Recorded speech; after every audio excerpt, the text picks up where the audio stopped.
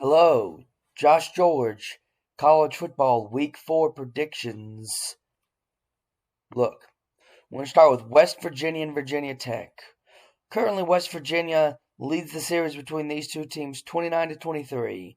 Frankly, Neil Brown has looked a little rough around the edges, and I'd say he's one of those coaches that his seat is warming up, and this is a very tough road game. My gut says Virginia Tech just based on the eye test. But West Virginia not only leads the series, but the FBI is giving them a 63% chance to win this game. It's one of those, somebody out there knows something. I've got West Virginia winning this football game. Maryland versus Michigan. Look, Michigan has played a very soft schedule. We all know that this will be their first hard game of the year, as Maryland has the eighth in total offense so far this season, and Michigan is 17th in total offense with a playoff defense. So Michigan finds a way to get a win on big noon kickoff. Now, Clemson and Wake Forest. This game is interesting because of how questionable Clemson's offense is. They seem to be improving, but they're 86th in total offense this season, where Wake Forest is 16th in turnover margin this season. How will Dabo Swinney's game plan go against the Wake Forest Demon Deacons? It really matters that Clemson gets a quick start and that they feed running back Will Shipley. I think that they might find some areas that they can run. Will Shipley can take care of the ball against a turnover-hungry defense and have a chance to fight for extra yards, and he's smart enough to go down when he needs to go down. And I think Clemson edges out Wake Forest. Baylor and Iowa State. Iowa State's a young team with a lot of question marks. Baylor's an old team with a really good Dave Aranda coached defense. Baylor ranks 41st in the 247 talent composite, where Iowa State's only 61st. And I think the experienced defense can edge out a young offense if they need a big stop to win the game. So I've got the Bears going on the road to find a way to win this football game. Look, the old frying pan game, TCU and SMU.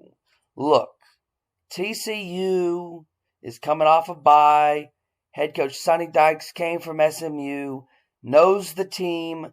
It'll still be a quarterback duel between Max Duggan and Tanner Mordecai, slinging it all over the yard.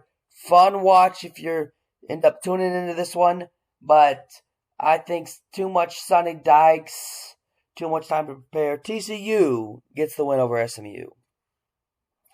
Now, we've got Kansas and Duke. I know we're all curious on how John Shire will replace Coach K. And of course, Bill Self has done a really good job at Kansas They're coming off a big win, and we all know Kelvin Sampson at Houston has done really well. So Kansas coming off of a 48-30 win at Houston.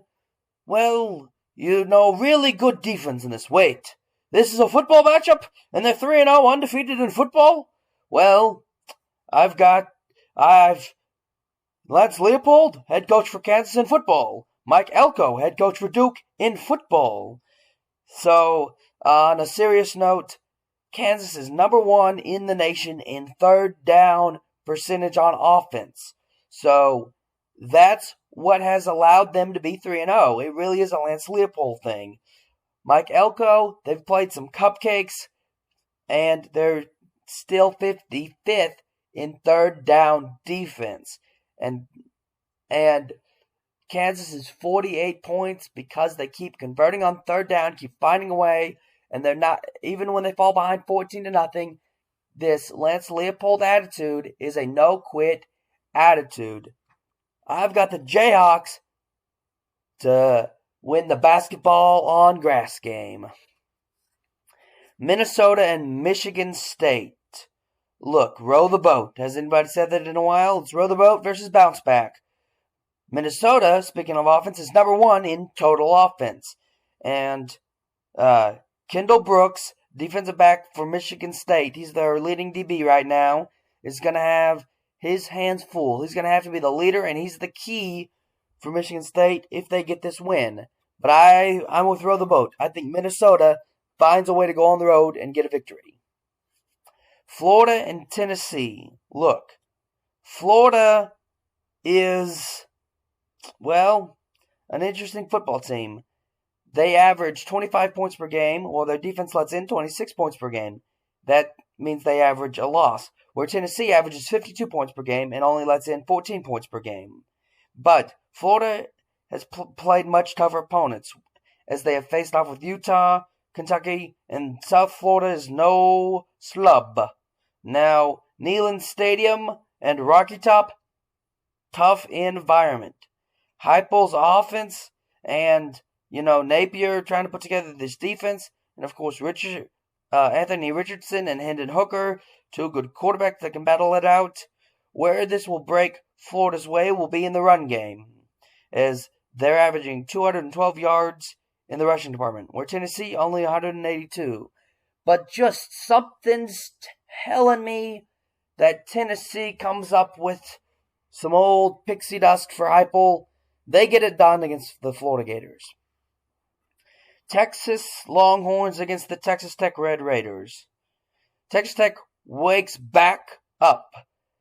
They're actually Texas is 54-17 in this series. Joey McGuire is supposed to be an amazing recruiter in the state of Texas. Currently, Texas ranks number 1 in the 247 composite in the Big 12 and 6th in the nation, where Texas Tech is 45th in the nation and 6th in the Big 12.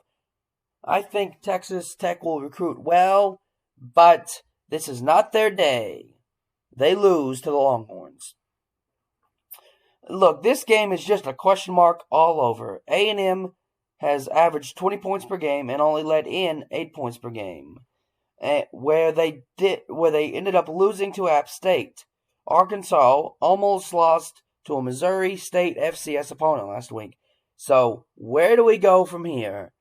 Well, they almost lost. They didn't lose. A&M has lost. So, I'm going with the Hogs. OU and Kansas State. This is all about consistency is a real key.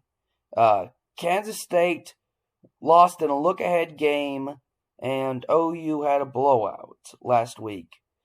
OU's D has only led in 3 touchdowns in 3 games this season, and OU is plus 4 in the turnover margin. But that's not necessarily Brett Venables' defense, as they are a sack-first defense. But they will be dealing with a Chris Kleiman run game led by Deuce Vaughn and Adrian Martinez under the lights in Norman.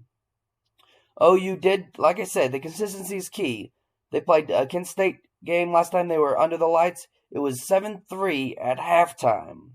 Kansas State had the most Big 12 all-conference players in the conference this year, and yet somehow OU was picked ahead of them. So, what's going to happen? Well, it's going to come down to Danny Stutzman.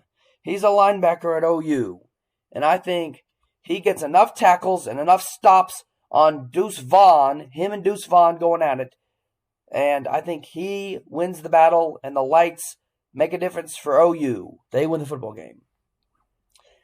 Now, Pac-12 After Dark, Utah, Arizona State. Look, Emory Jones is a talented quarterback. Herm Edwards is a great coach that can coach offense and defense, and it's one of those any given weeks, Arizona State's at home, but Utah has a 74.2% chance to win this according to the FPI, and that's on the road. So give me the Utes to beat Arizona State. I'm Josh George. This was my Week 4 college football preview and breakdown.